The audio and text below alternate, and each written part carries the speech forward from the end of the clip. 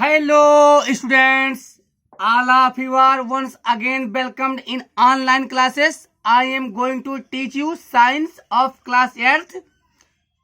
I am going to prepare video of science class 8th lesson 2 microorganisms, friends and foe. Keep on studying. Chapter 2 micro organism, सूक्ष्म जीवधारी, friends and foe. Foe means enemy, शत्रु, मित्र और शत्रु। There are many kinds of living things found around us and also living inside our body. हमारे आसपास और हमारे शरीर के अंदर भी पाए जाने वाले कई प्रकार के सजीव वस्तुएं हमारे आसपास पाई जाती हैं। There are many small living organism, कई छोटे सजीव जीवधारी होते हैं। विच आर इनविजिबल, जो अदृश्य होते हैं। टू द नेकेड आईज, नंगी आंखों से। वी नीड ए माइक्रोस्कोप, हमें सूक्ष्मदर्शी की जरूरत पड़ती है। टू सी, देखने के लिए। दीज टाइनी ऑर्गेनिज्म्स, इन सूक्ष्म जीवधारियों को। Micro organisms are also known as microbes, सूक्ष्म जीवधारियों को माइक्रोब्स भी कहा जाता है। The study of microorganisms or microbes is known as microbiology. Microorganism अथवा माइक्रोब्स का अध्ययन माइक्रोलॉजी कहलाता है। It is the branch of science, it is the branch, यह शाखा है विज्ञान का, साइंस का यह एक शाखा है। The scientist who studies microorganisms is known as a microbiologist. वह वैज्ञानिक जो माइक्रो ऑर्गेनिज्म का अध्ययन करता है माइक्रोबायोलॉजिस्ट कहलाता है। डिड यू नो, क्या आप जानते थे? Less than 5% of the estimated 2 to 3 billion microbial species have been identified, कि अभी तक हमें 2 से 3 मिलियन माइक्रो ऑर्गेनिज्म्स की प्रजातियों में से 5% से भी कम के बारे में हम जानते हैं। Where do micro organisms live, सूक्ष्म जीवधारी कहाँ रहते हैं? Micro organisms are present everywhere, सूक्ष्म जीवधारी हर जगह मौजूद रहते हैं। सच एज, जैसे कि एयर, वायु, वाटर, जल, सॉयल, मृदा, फूड स्टफ, भोज पदार्थ, सीवेज, नाले, as well as inside our bodies, साथ ही साथ हमारे शरीर के अंदर भी। तो माइक्रो ऑर्गेनिज्म हर जगह, जैसे कि एयर, वाटर, सॉयल, भोज पदार्थ, नाले, नालियां के साथ साथ हमारे शरीर के अंदर भी रहते हैं। इट इज इम्पॉसिबल, असंभव है। To think of any place, किसी भी जगह के बारे में सोचना, विदाउट देम, बिना माइक्रो ऑर्गेनिज्म्स के, यानी ऐसी किसी जगह के बारे में विचार करना असंभव है जहां माइक्रो ऑर्गेनिज्म्स ना हो। The maximum number of microbes is found in natural substrata rich in organic food, have a suitable temperature and moisture for their growth and multiplication.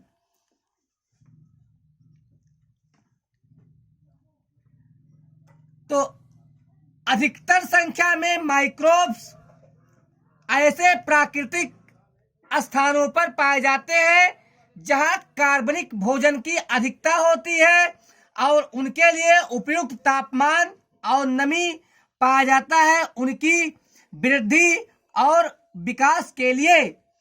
उनमें वृद्धि के लिए मोस्ट माइक्रोब्स आर हार्मलेस और even beneficial to human.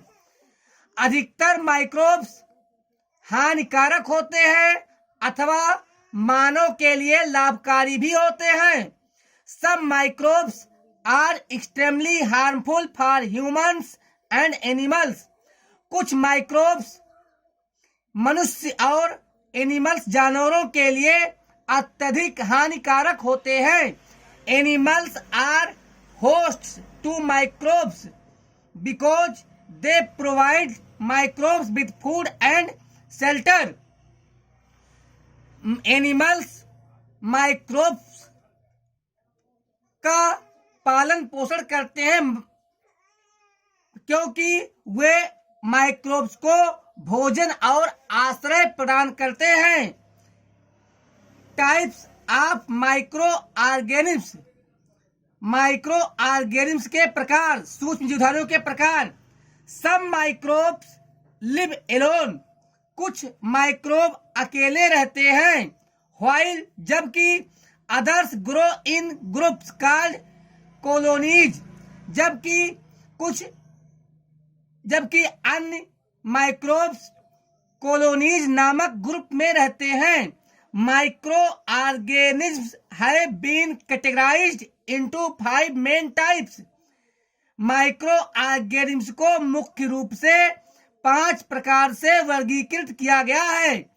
Which are as follows, जो इस प्रकार से हैं।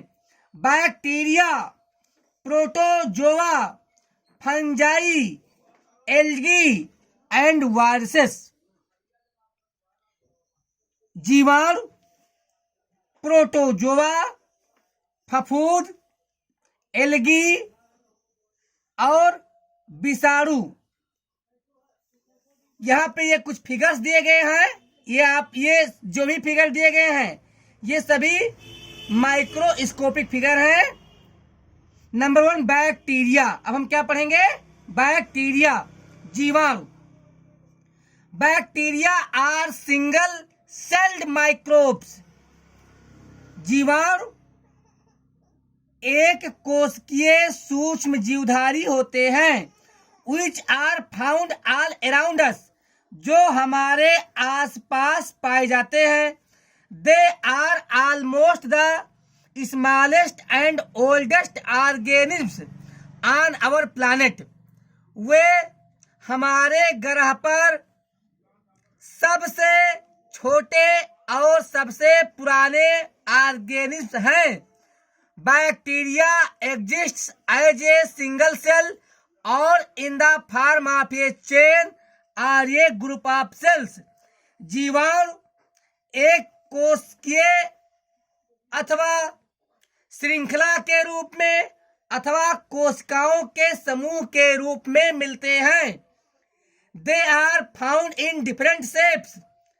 वे विभिन्न आकृतियों में पाए जाते हैं। लाइक जैसे रॉड शेप्ड, छड़ के आकार के, स्फेरिकल गोल आकार के, कर्व्ड मीन्स वक्र के आकार के, एंड स्पाइरल और स्पाइरल के आकार के। नाउ 2 सेकेंड है हमारा protozoa. Protozoa these are unicellular and microscopic organisms. ये एक कोशिकीय और सूक्ष्म दर्शी से दिखाई देने वाला जीवधारी है। They are mostly aquatic in nature. Aquatic means जलीय। एक्वेटिक मीन्स जलीय। वे स्वभाव से ज्यादातर जलीय होते हैं, अर्थात उनका स्वभाव ज्यादातर जल में रहने का होता है। They are found at the base of harmful food chains as well as they participate in many food webs. They are found वे पाए जाते हैं at the basis of many food chains, कई भोजन की श्रृंखलाओं के आधार में के साथ, और साथ ही they participate in many food webs, और वे कई खाद्य जालों में भाग लेते हैं, पार्टिसिपेट करते हैं। दे आइदर कैप्चर देयर फूड और आर पैरासाइटिक, वे या तो अपना भोजन चुराते हैं अथवा परजीवी होते हैं।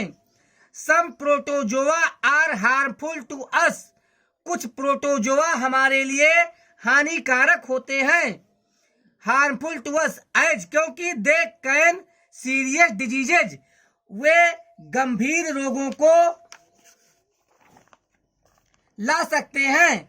बिकॉज, क्योंकि दे ईट हार्मफुल बैक्टीरिया, क्योंकि वे हानिकारक बैक्टीरिया को खाते हैं। वाइल, जबकि अदर प्रोटोजोआ आर यूजफुल, जबकि दूसरे प्रोटोजोआ उपयोगी होते हैं। They are heterotrophic in nature, वे स्वभाव से परपोषी होते हैं। Some examples of protozoa, protozoa के कुछ उदाहरण हैं।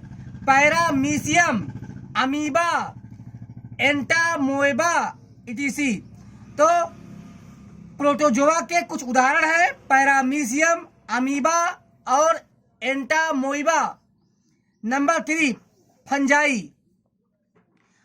Fungi are non green plants as they lack chloroplast and hence can not make their own food. Fungi हरे रंग के पौधे नहीं होते हैं क्योंकि उनमें क्लोरोप्लास्ट का अभाव होता है और इसीलिए वे अपना भोजन का निर्माण नहीं कर सकते हैं। दे मे बी यूनिसेलुलर और multi cellular and they are found in warm और मॉइस्ट प्लेस। वे एक कोशिकीय अथवा बहुकोशिकीय हो सकते हैं और वे गर्म अथवा नम जगहों पर पाए जाते हैं। They can be heterotrophic, saprophytic और पैरासाइटिक इन नेचर, वे स्वभाव से परपोषी परजीवी हो सकते हैं। Some common examples of fungi are, fungi के कुछ सामान्य उदाहरण हैं। ईस्ट, ईस्ट हमारा यूनिसेलुलर होता है, एक कोशिकीय। Rhizopus, mushrooms, puff balls and moulds, moulds हमारा मल्टी सेलुलर होता है, फफूद। Number 4, algae, algae. तो हम पढ़ते हैं एल्गे के बारे में। Algae is a single or multi cellular organism. एल्गी एक अथवा बहुकोशिकीय जीवधारी होते हैं।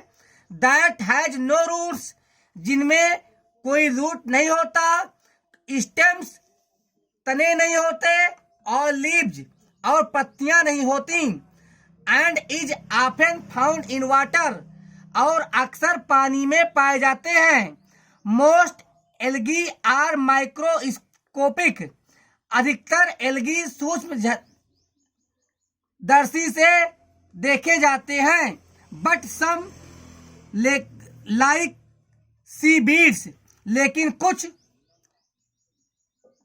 जैसे सी बीड्स समुद्री बीड्स में समुद्री घासें आर क्वाइट लार्ज, कुछ बड़े होते हैं। Some algae like chlamydomonas and chlorella are unicellular whereas, कुछ एल्गी जैसे चाल्मे, डोमोन्स और क्लोरेला एक कोशिकीय हैं। Others like kelp are multi cellular, जबकि अन्य बहुकोशिकीय होते हैं। They can make their own food by photosynthesis. By photosynthesis प्रकाश संश्लेषण के द्वारा they can make their own food, वे अपना भोजन स्वयं बना सकते हैं। They are further classified into micro algae and micro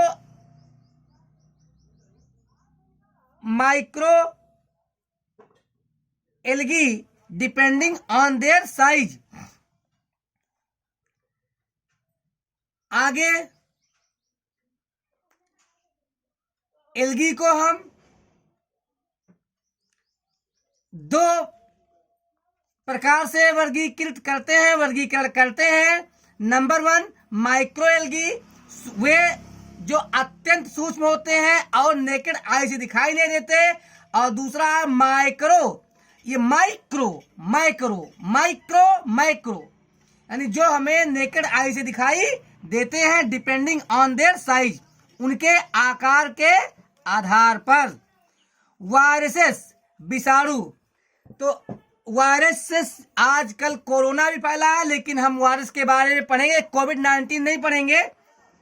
viruses are microscopic organism much smaller than bacteria. Virus जीवाणुओं से अत्यधिक छोटे, सूक्ष्म दर्शी से दिखाई देने वाले जीवधारी होते हैं। They don't have any particular cell structure, उनमें कोई विशेष कोशिकीय संरचनाएं नहीं होती। A virus is like a non-living thing outside the body of other organisms. अन्य जीवधारियों के शरीर के बाहर विषाणु निर्जीव वस्तुओं की तरह होता है। They can reproduce only inside the bodies of other organisms. वे अन्य जीवधारियों के शरीर के अंदर ही प्रजनन कर सकते हैं। Which mean they need a host. इसका मतलब उन्हें एक आश्रयदाता की जरूरत होती है जिस पर वे जीवित रहें। Therefore, most of the scientists considered to be on the borderline between a living and non-living things. इसीलिए अधिकतर वैज्ञानिक विषाणु को सजीवों और निर्जीवों के बीच की कड़ी मानते हैं। All viruses are parasitic. सभी प्रकार के विषाणु परजीवी होते हैं। Viruses cause diseases in both plants and animals. विषाणुओं के कारण पौधों और जानवरों दोनों में बीमारियां होती हैं। इन एनिमल्स एंड ह्यूमंस,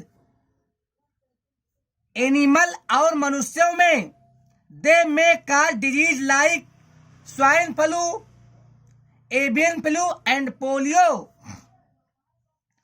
तो एनिमल्स और मनुष्य में उनके कारण स्वाइन फ्लू, एवियन फ्लू और पोलियो जैसी बीमारियां हो सकती हैं। बी एंड माइक्रो ऑर्गेनिम्स, हम और सूक्ष्म जीवधारी micro organisms are both useful as well as harmful to us. Micro organisms हमारे लिए उपयोगी होने के साथ साथ हानिकारक भी होते हैं। बट लेकिन most micro organisms are harmless or even beneficial for us. लेकिन अधिकतर माइक्रो ऑर्गेनिज्म्स नुकसानदायक नहीं होते अथवा हमारे लिए लाभदायक भी होते हैं। Some microbes are extremely harmful such as viruses, harmful bacteria like citrus canker। कुछ माइक्रोब्स जैसे कि विषाणु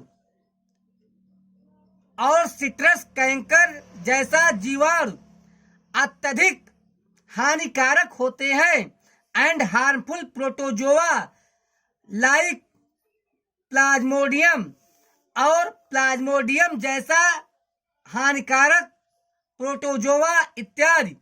there are some useful microbes and harmful microbes. कुछ उपयोगी और नुकसानदायक माइक्रोब्स होते हैं। यूजफुल माइक्रो ऑर्गेनिज्म्स, उपयोगी सजीव जीवधारी, उपयोगी सूक्ष्म जीवधारी। There are many useful micro organisms all around us. हमारे आसपास कई उपयोगी सूक्ष्म जीवधारी होते हैं। Micro organisms are used for various purposes. सूक्ष्म जीवधारियों का उपयोग कई उद्देश्यों के लिए किया जाता है। They are used in the preparation of curd, bread and cake. उनका उपयोग दही, ब्रेड और केक बनाने में किया जाता है। They have been used for the production of alcohol since age. Since age means युगों से उनका उपयोग एल्कोहल के निर्माण में होता रहा है। They are also used in cleaning up the environment. पर्यावरण की सफाई करने में भी उनका उपयोग होता है। फॉर एग्जाम्पल, उदाहरण के लिए, the organic based vegetables peel remains of animals faeces etc.. उदाहरण के लिए, कार्बनिक अपशिष्ट पदार्थ जैसे सब्जियों के छिलके, जानवरों के अपशिष्ट पदार्थ, मलमूत्र इत्यादि are broken down into the harmless and useful substances by bacteria. इन्हें जीवाणुओं के द्वारा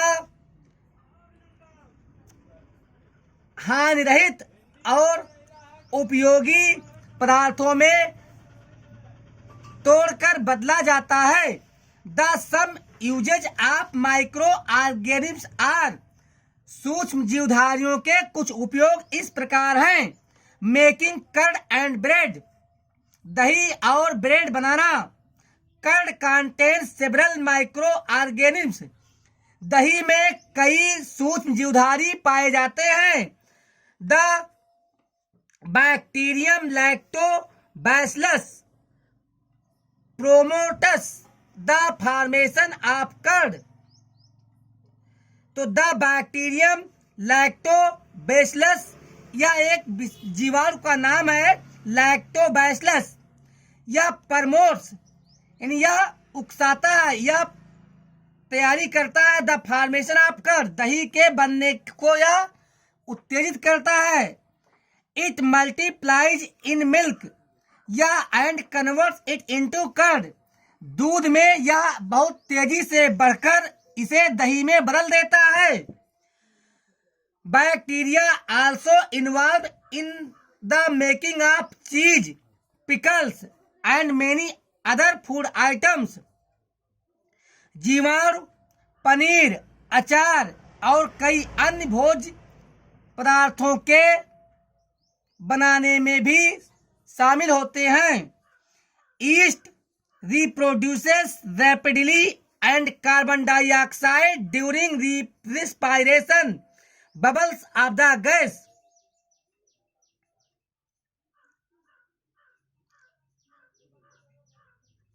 ईस्ट तेजी से प्रजनन करता है और श्वसन के दरमियान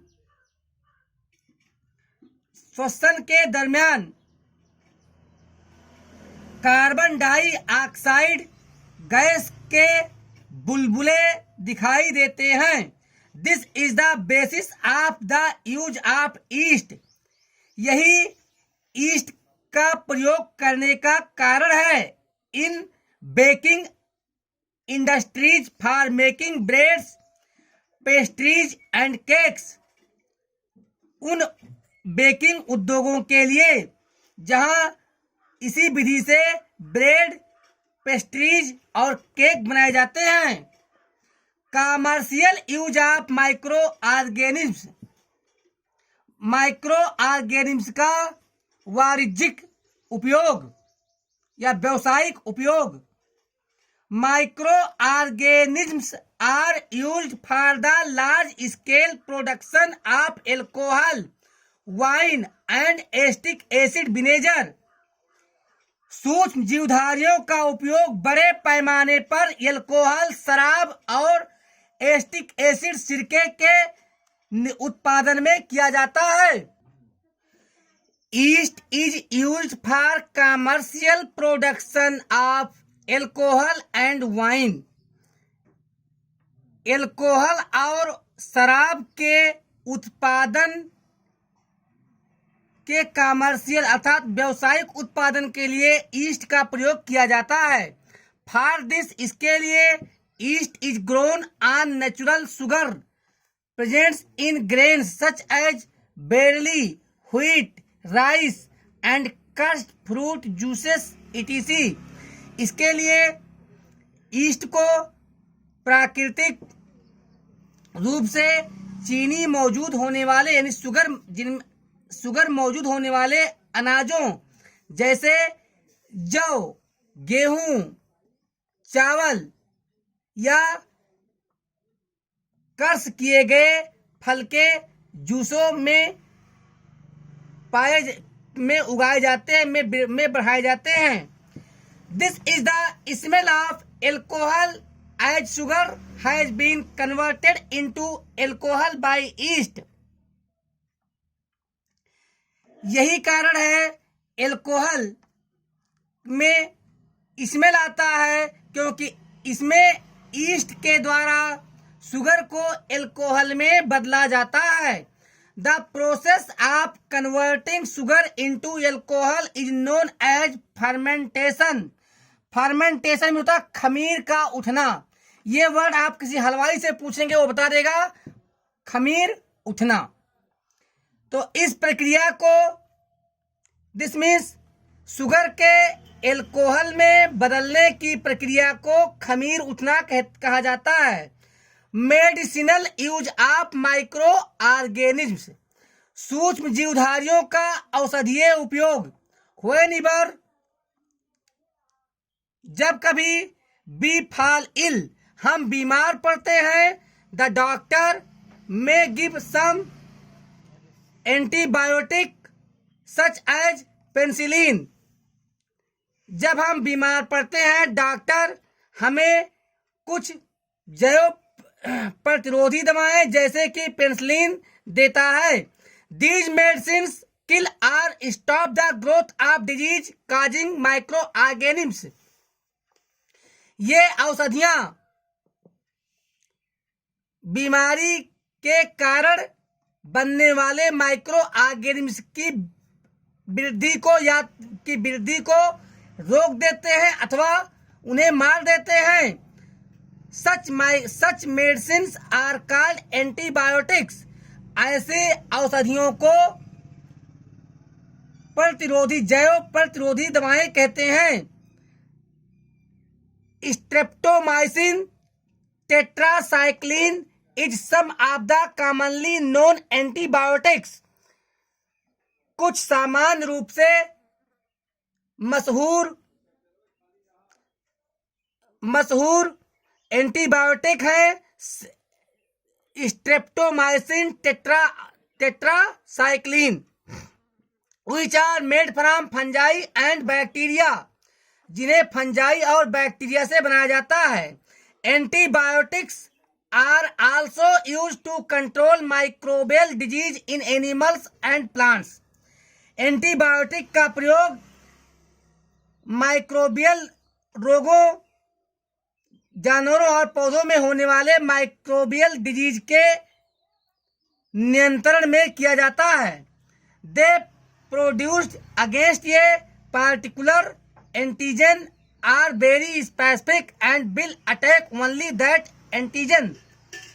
वे किसी विशेष एंटीजन के विरुद्ध ही उत्पन्न होते हैं और बहुत तेजी से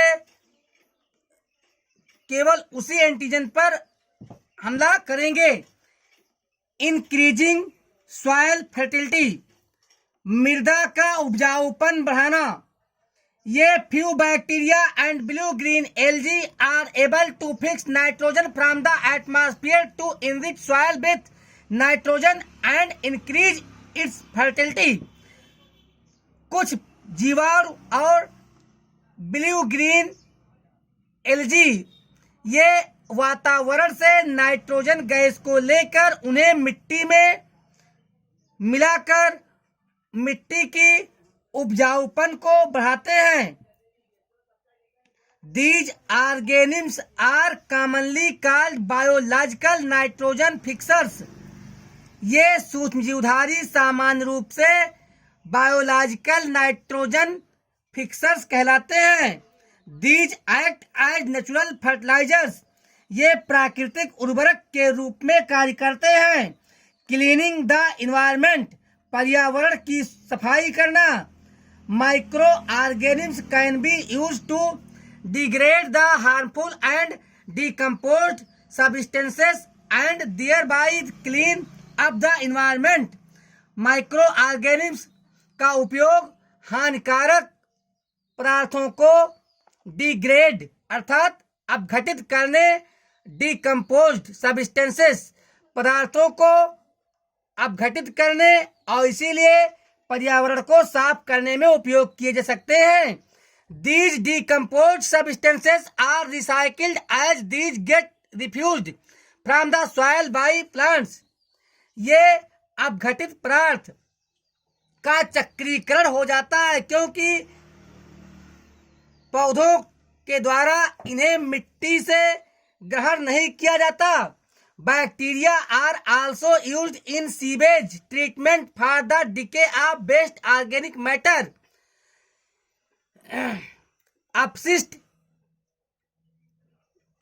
कार्बनिक पदार्थों को सड़ाने के लिए जीवाणुओं का उपयोग नालों में भी किया जाता है। सो बी कैन से, इस प्रकार इसलिए हम कह सकते हैं दैट कि micro organisms are useful for us in many ways. सूक्ष्म जीवधारी कई प्रकार से हमारे लिए यूजफुल होते हैं। हार्मफुल माइक्रो ऑर्गेनिम्स, हानिकारक जीवधारी। Micro organisms are harmful in many ways. सूक्ष्म जीवधारी कई प्रकार से हानिकारक होते हैं। Some of the micro organisms cause disease in humans, plants and animals. कुछ जीवधारियों के कारण मनुष्यों, पौधों और जानवरों में रोग होते हैं। These disease causing microorganisms are called pathogen. ये रोगों के कारण बनने वाले माइक्रो ऑर्गेनिम्स पैथोजन कहलाते हैं। Some microorganisms spoil food, clothing and even leather। कुछ माइक्रो ऑर्गेनिम्स भोजन, कपड़ों और यहाँ तक लेदर, चमड़े को भी खराब कर देते हैं। यहाँ लेदर मीन्स मृत skin, dead skin. There are some harmful activities of microorganisms। Micro organisms के कुछ हानिकारक क्रियाकलाप भी होते हैं। Disease causing micro organisms in human, मनुष्यों में रोग फैलाने वाले micro organisms. Pathogens enter in our body through the air we breathe, the water we drink and the food we eat. Pathogen हमारे शरीर में सांस जो हम लेते हैं उस हवा के द्वारा, पानी जो हम पीते हैं उस पानी के द्वारा और भोजन जो हम करते हैं उस भोजन के द्वारा हमारे शरीर में प्रवेश करता है। They can also get transmitted by direct contact with an infected person or carried through an animal. वे सीधे किसी संक्रमित व्यक्ति के संपर्क में आने से भी अथवा किसी जानवर से भी हमारे शरीर में आ सकते हैं। These kind of microbial diseases are called communicable disease.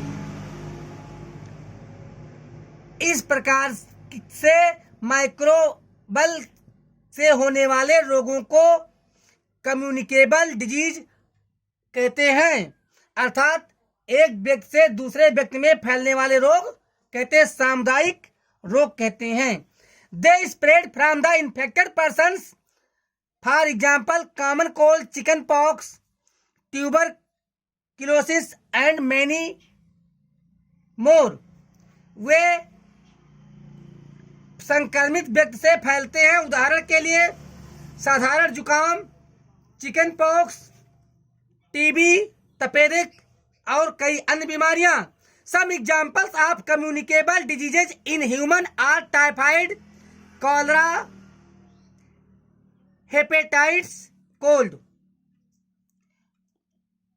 मनुष्यों में कम्युनिकेबल रोगों के कुछ उदाहरण हैं टाइफाइड, कॉलरा, हेपेटाइटिस और जुकाम।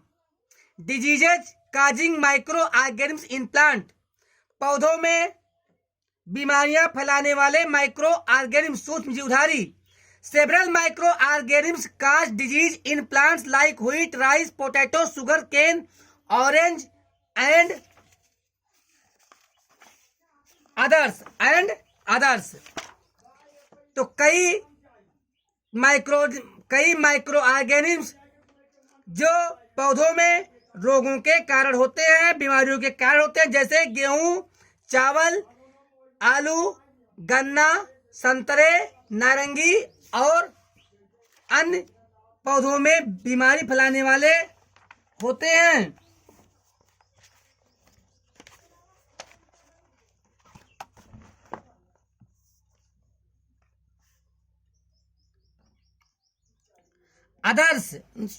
The disease reduces the yield of crop. रोग फसल के उत्पादन को कम कर देता है। They can be controlled by the use of certain chemicals which kill the microbes. वे विशेष रसायनों जो माइक्रोब्स को मारता है के उपयोग से नियंत्रित किए जा सकते हैं। Fungus causes a disease in wheat plants called rust of wheat.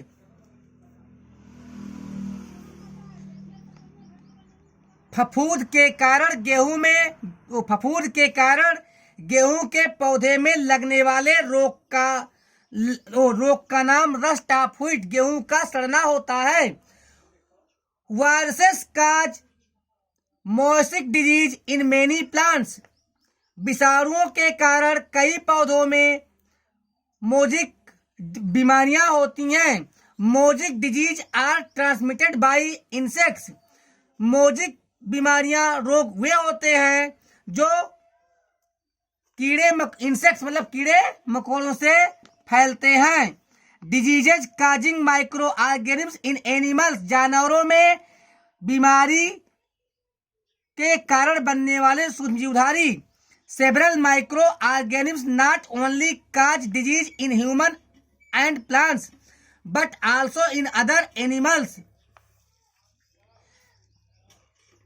कई माइक्रो ऑर्गेनिम्स केवल मनुष्यों और पौधों में ही रोगों के कारण नहीं होते, अपितु अन्य जानवरों में भी वे बीमारियों को फैलाते हैं। फॉर एग्जाम्पल, उदाहरण के लिए anthrax is a dangerous disease caused by bacterium. उदाहरण के लिए जीवाणुओं के कारण एंथ्रैक्स नामक एक खतरनाक बीमारी फैलती है। इन एनिमल्स, जानवरों में virus also causes foot and mouth disease. जानवरों में विषाणुओं के कारण खुरपका और मुंहपका रोग होता है। बेसिकुलर स्टोमेटिज और बेसिकुलर स्टोमेटिज रोग होते हैं which affect horses, swine and rinderpest, जो घोड़ों, स्वाइन और रेनडियर पेस्ट को प्रभावित करते हैं। फूड पॉइजनिंग, भोजन का खराब हो जाना, भोजन का विषाक्त होना। Food poisoning can be due to consumption of food spoiled by some micro organisms. विषाक्त यानी भोजन विषाक्त या हम जहरीले भोजन का उपयोग तब करते हैं जब किसी सूक्ष्म जीवधारियों के द्वारा भोजन का खराब किया जाए और हम उसका उपयोग करें। Micro organisms that grow on our food sometimes produces toxic substances. सूक्ष्म जीवधारी जो हमारे भोजन पर आते हैं, बैठते हैं, पैदा होते हैं, कभी कभी जहरीले पदार्थ उत्पन्न करते हैं, विषैले पदार्थ उत्पन्न करते हैं। टॉक्सिक मीन्स विषैला, विषाक्त। These make the food poisonous, causing serious illness and even death. ये भोजन को जहरीला बना देते हैं जिसके कारण गंभीर बीमारियां और मृत्यु तक हो जाती है। So it is very important, इसलिए यह बहुत महत्वपूर्ण होता है that कि we preserve food, हम भोजन को संरक्षित करें, to prevent it from being spoiled, इसे खराब होने से बचाने के लिए। So we can say that micro organisms are harmful to us in many ways. इस प्रकार हम कह सकते हैं कई प्रकार से माइक्रो ऑर्गेनिम्स हमारे लिए नुकसानदायक हैं। फूड प्रिजर्वेशन, भोजन संरक्षण। Food preservation refers to the process of treating and handling food to slow down or to stop spoilage. भोजन संरक्षण वह प्रक्रिया है जिसमें भोजन के खराब होने की प्रक्रिया रोकी जाती है या कम की जाती है।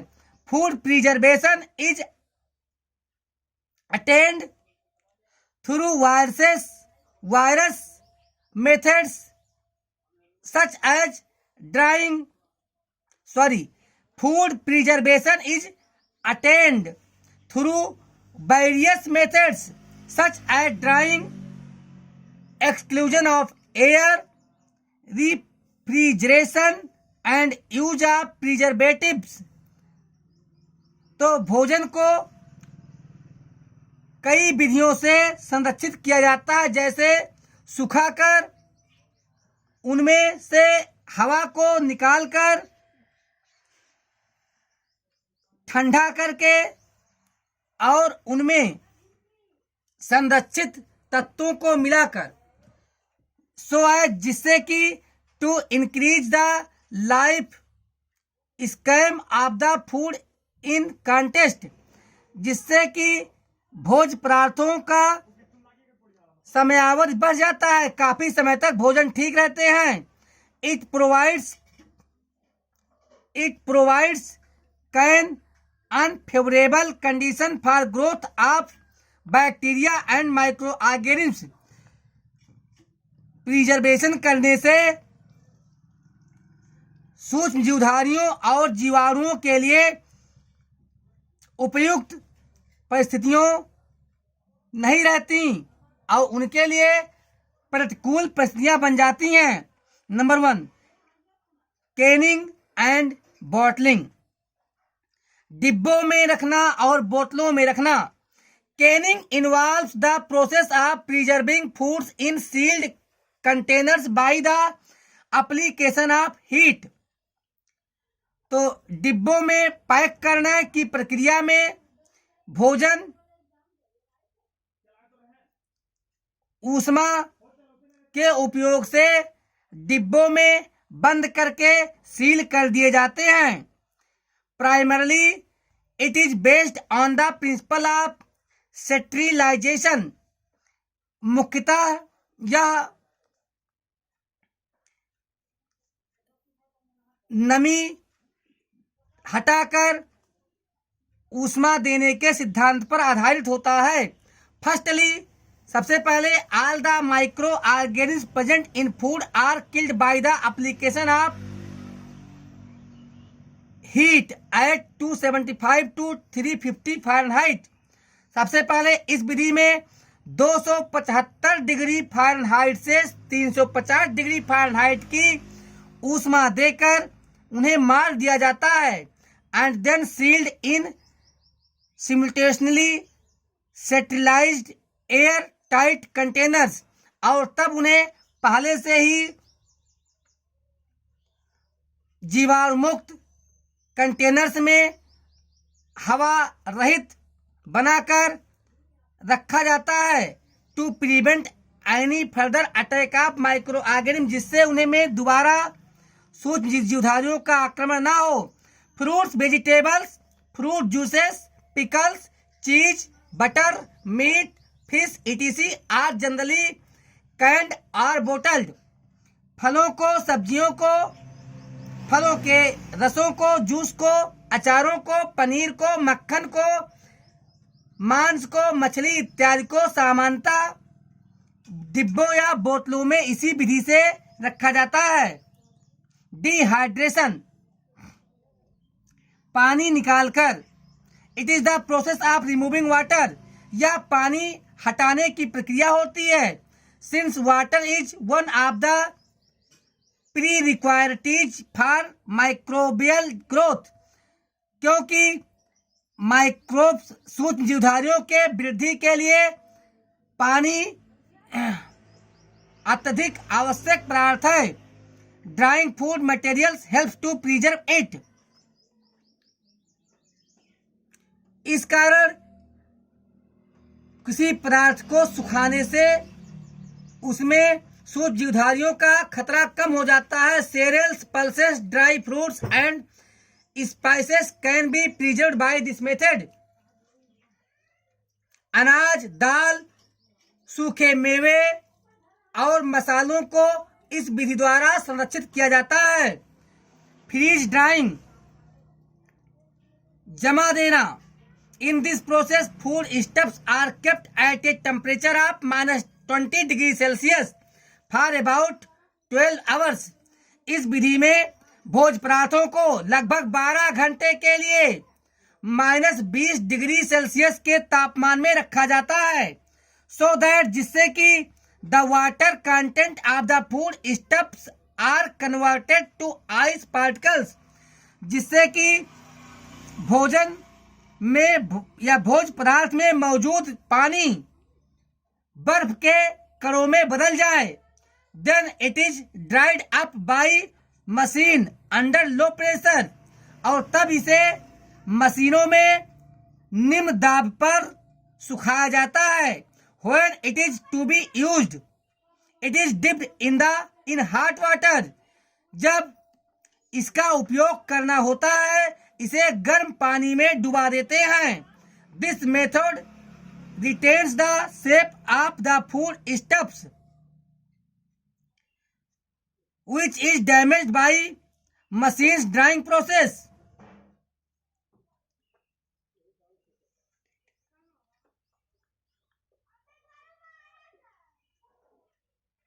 इस विधि में भोज पदार्थों का आकार जो कि ड्राइंग प्रोसेस में सुखाने की प्रक्रिया में कुछ बिगड़ जाता है, पुनः प्राप्त कर लिया जाता है। कोल्ड स्टोरेज, शीत गृह या ठंडे घर, आपने सुना होगा कोल्ड स्टोरेज में आलू रखते हैं। This system has become one of the most popular methods of preserving food stuffs in rural and urban areas of today. आज के ग्रामीण या पिछड़े क्षेत्रों में भोज पदार्थों के लोकप्रिय विधियों में संरक्षित करने के लोकप्रिय विधियों में एक प्रणाली बन चुकी है। Many seasonal fruits and vegetables are stored in cold storage. कई मौसमी फलों और सब्जियों को ठंडे घरों में स्टोर किया जाता है। And according to the demand of the market, और बाजार में मांग के अनुसार, are carried to the place of requirement, इन्हें जरूरत के जगह पे लाया जाता है। This method is based on the principle of refrigeration, या रेफ्रिजरेशन के सिद्धांत पर आधारित है। Mostly vegetables, fruits, eggs, meat, fish are kept in cold storage. सबसे ज्यादा शीत गृहों में, ठंडे घरों में, कोल्ड स्टोरों में सब्जियां, फल, अंडे, मांस, मछलियां रखे जाती हैं। आगे हम पढ़ते हैं pasteurisation. Pasteurisation it is a method of heat treatment used mainly for milk, या ऊष्मीय ट्रीटमेंट की विधि है, विशेष करके दूध के लिए उपयोग की जाने वाली। By heating the milk at 70 degree Celsius to 72 degree Celsius for 15 seconds and then cooling it rapidly to 10 degree Celsius. इस प्रक्रिया में दूध को 70 डिग्री सेल्सियस से 72 डिग्री सेल्सियस तक गर्म करके लगभग 15 सेकेंड तक गर्म करके बहुत तेजी से के साथ इसे ठंडा करके 10 डिग्री सेल्सियस कर देते हैं। All disease causing bacteria are destroyed, जिससे सभी रोग फैलाने वाले जीवाणु नष्ट हो जाते हैं। The milk which you get at the mother dairy booths and the tetra pack milk you by from shops is pasteurised. दूध जो आप डेयरी से लेते हो, पराग दूध या पॉली पैक में पैक मिल्क, ये सब पास्चुराइज्ड दूध ही होते हैं, मिल्क ही होते हैं। Irradiation this is a new technique of preservation, भोजन संरक्षण का यह नई तकनीक है। Which is at the stage of experimentation, जो अभी प्रायोगिक स्टेज पर है। The WHO has advised, world health organisation, विश्व स्वास्थ्य संगठन ने सलाह दिया है the use of this process, इस प्रक्रिया का उपयोग करने की। Only in the case of wheat, onions and potatoes, केवल गेहूं, प्याज और आलू के लिए। In this process gamma rays और high speed electrons are use to destroy micro organisms, इस प्रक्रिया में सूक्ष्म जीवधारियों को नष्ट करने के लिए गामा किरणों अथवा तेज रफ्तार से चलने वाले इलेक्ट्रॉनों का प्रयोग किया जाता है। These radiations are termed as ionising radiation, इन विकिरणों को आयनिजिंग विकिरण का नाम दिया गया है। The best advantage of this process is that the food can be stored without refrigeration, इस प्रक्रिया की सबसे अच्छा लाभ यह है कि भोजन को बिना ठंडा किए रखा जा सकता है, स्टोर किया जा सकता है। आगे हम पढ़ते हैं nitrogen cycle. The main component of the nitrogen cycle starts with the element nitrogen in the air.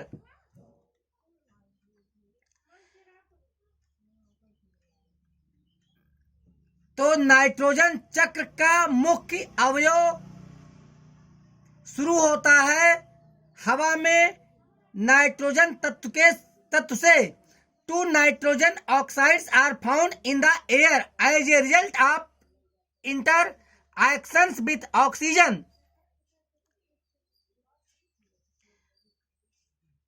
Oxygen से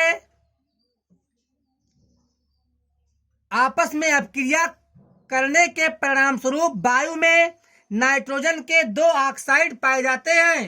nitrogen will only react with oxygen in the presence of high temperature and pressure found near lightning bolts and in combustion reactions in power plants or internal combustion engines. Nitrogen oxygen से केवल high उच्च तापमान और दहन होने वाले स्थानों पर या पावर प्लांट्स, सख्त गिरोहों या अंतः दहन होने वाले इंजनों में की मौजूदगी में ही नाइट्रोजन ऑक्सीजन से रिएक्शन अभिक्रिया करता है। Nitric oxide NO and nitrogen dioxide NO2 are formed under these conditions.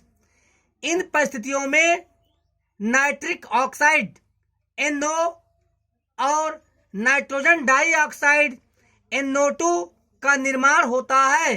Eventually, nitrogen dioxide may react with water in rain to form nitric acid.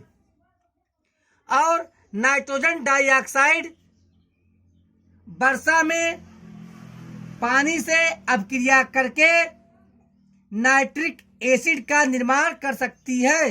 The nitrates thus formed may be utilized by plants as a nutrients. इस प्रकार से निर्मित nitrate का उपयोग पोषक तत्व के रूप में पौधे कर सकते हैं। Nitrogen in the air becomes a part of biological matter. हवा में मौजूद nitrogen biological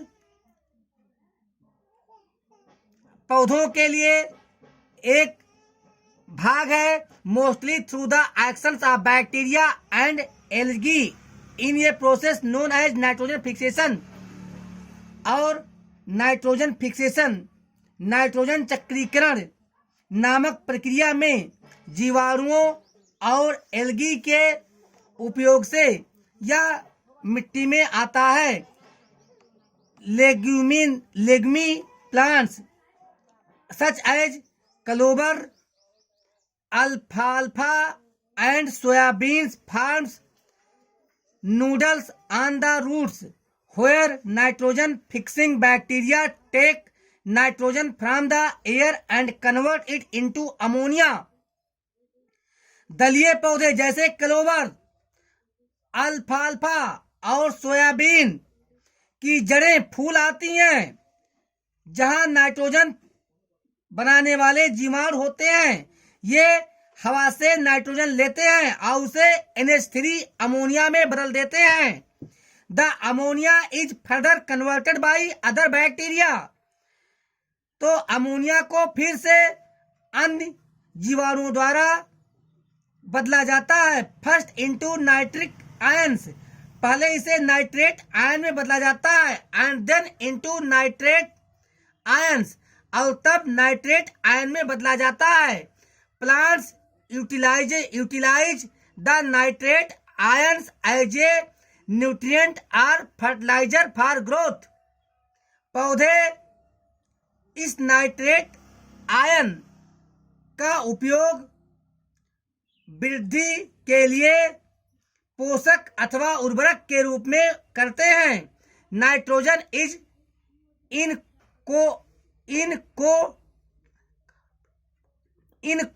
incorporate in many amino acids which are further reacted to make proteins.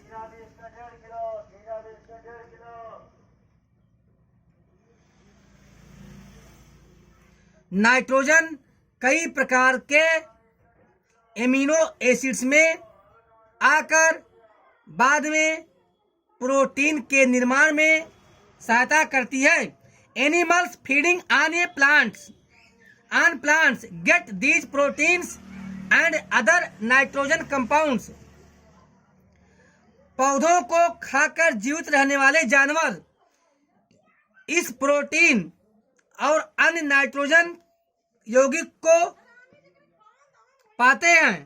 When plants and animals die, जब पौधे और जानवर मरते हैं, bacteria and fungi present in the soil convert the nitrogenous waste into nitrogenous compounds to be used by plants again. जब ये पौधे या जानवर मरते हैं तो मिट्टी में मौजूद फंजाई और जीवाणु